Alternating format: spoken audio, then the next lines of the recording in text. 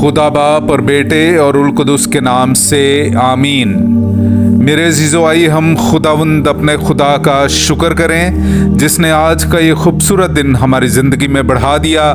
तो आइए अजीज़ो, हम आज के दिन का आगाज़ बाइबल मुक़द्दस में से पाकमा कलीसिया की चुनी हुई तिलावतों से करते हैं। लानत है उस आदमी पर जो इंसान पर भरोसा रखता है, मुबारक है वो आदमी जो खुदावंद पर भरोसा रखता है। हमारे लिए आज की पहली तिलावत यिर्मयाह नबी का सहीफ़ा, उसका 17वां बाब 5वीं आयत से लेकर 10वीं आयत तक।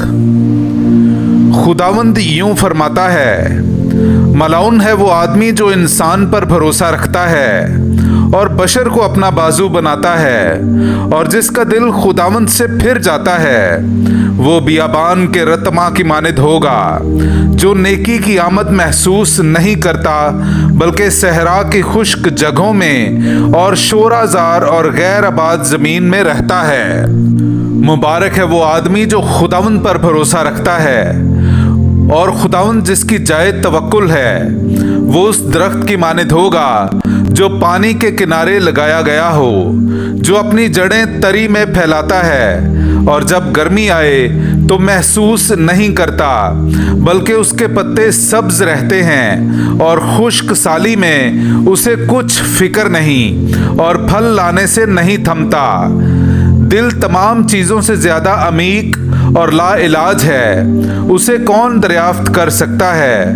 मैं खुदावंद दिल को जांचता और गुर्दों को आजमाता हूँ, और हर एक इंसान को बामुताबिक उसकी राहों और कामों के फल के बदला देता हूँ। पाक कलाम का पढ़ा और सुना जाना हम सब के लिए बाइस बरकत हो।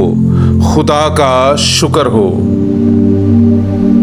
मुबारक है वो आदमी जो खुदावंद पर तवक्कुल करता है। मेरे अजीज़ो, आइए हम खुदावंद अपने खुदा की हम्द व तारीफ़ करें। मैं आपके सामने पढ़ूंगा ज़बूर नंबर 1, उसकी पहली से चौथी और फिर 6ठी आयत। मुबारक है वो आदमी जो शरीरों की सलाह पर नहीं चलता और खताकारों की राह में कदम नहीं रखता, और ना ठट्ठा बाजों की मजलिस ही में बैठता है, बल्कि जिसकी मुसर्रत खुदावंद की शरीयत में है और जो दिन रात उसी की शरीयत पर ध्यान लगाता है। वो उस दरख्त की मानिद है जो पानी की नहरों के पास लगाया गया है, जो अपने वक्त पर फल देता है, जिसके पत्ते नहीं मुरझाते। जो कुछ वो करता है कामयाब होता है। शरीर ऐसे नहीं, हरगिज ऐसे नहीं, बल्कि वो भूसे की मानिद हैं जिसे हवा उड़ा ले जाती है। क्योंकि खुदावंद सादिकों की राह पहचानता है, पर शरीरों की राह नाबूद हो जाएगी। पाक कलाम का पढ़ा और सुना जाना हम सब के लिए बाइस बरकत हो। खुदा का शुक्र हो। नाराए हम्द। मैं उठकर अपने बाप के पास जाऊंगा और कहूंगा, ऐ बाप, मैंने आसमान का और तेरा गुनाह किया है।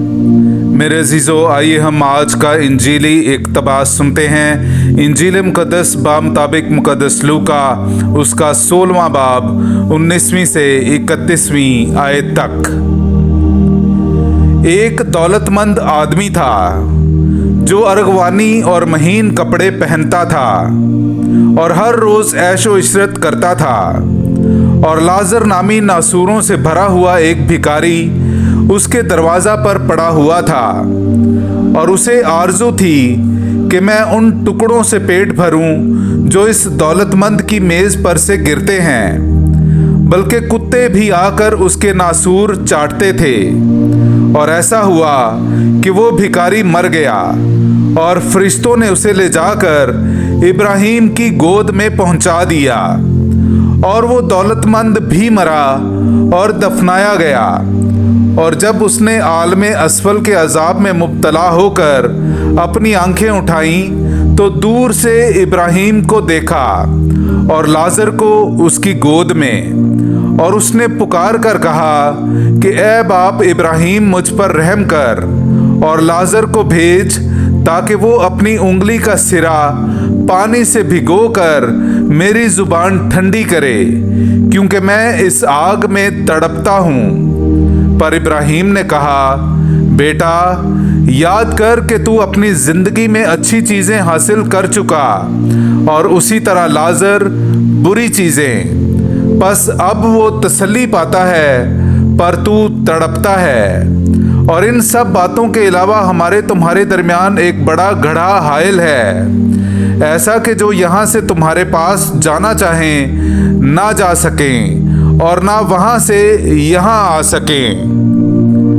तब उसने कहा, बस ऐ बाप, मैं तेरी मिन्नत करता हूँ कि तू इसे मेरे बाप के घर भेज, क्योंकि मेरे 5 भाई हैं। वो उन्हें आगाह करे, ऐसा ना हो कि वो भी इस जाए अजाब में आ पड़ें। मगर इब्राहिम ने कहा, उनके पास तौरात मूसा और सहाइफे अंबिया तो हैं, वो उनकी सुने।